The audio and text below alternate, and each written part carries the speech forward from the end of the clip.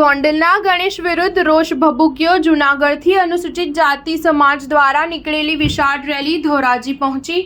ગણેશના સમર્થનમાં ગોંડલ યાર્ડ અને 84 ગામો સજ્જડ બંધ। ગત તારીખ 30 મેની રાત્રે ગોંડલના ધારાસભ્યના પુત્ર ગણેશ જાડેજા અને તેમના માણસો દ્વારા જૂનાગઢ જિલ્લા અનુસૂચિત જાતિ સમાજના પ્રમુખના પુત્ર અને શહેર NSUI પ્રમુખ સંજય સોલંકીનું અપહરણ કર્યું હોવાની ઘટના બની હતી। જે બનાવને પગલે સમગ્ર અનુસૂચિત જાતિ સમાજમાં રોષ ફેલાયો છે। ત્યારે આજે જૂનાગઢ, અમરેલી, ગીર સોમનાથ, પોરબંદર, રાજકોટ, જામનગર, ધોરાજી, ઉપલેટા તેમજ સૌરાષ્ટ્રભરના અનુસૂચિત જાતિ સમાજ દ્વારા બાઇક રેલીનું આયોજન કરવામાં આવ્યું છે।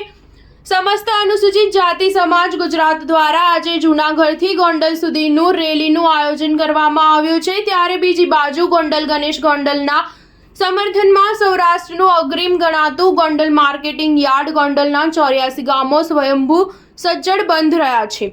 દલિત સમાજના લોકોએ સૂત્રોચ્ચાર કરી અને અનુસૂચિત સમાજ પર અત્યાચાર બંધ કરોના નારા લગાવવામાં આવ્યા હતા। ગણેશ જાડેજાને વધુમાં વધુ કડક સજા થાય એવી દલિત સમાજની માંગ છે। ગોંડલમાં આજે દલિત સમાજનું મહાસંમેલન યોજાશે।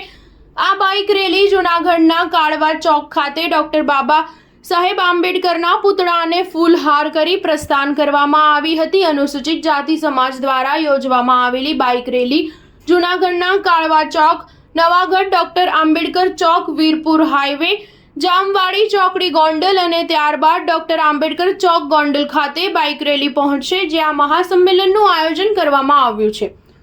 જૂનાગઢ LCB દ્વારા અપહરણ અને હત્યાની કોશિશ કરનાર મુખ્ય આરોપી ગણેશ સહિત તમામ આરોપીઓને પકડી જૂનાગઢ LCB દ્વારા પકડી પાડવામાં આવ્યા હતા।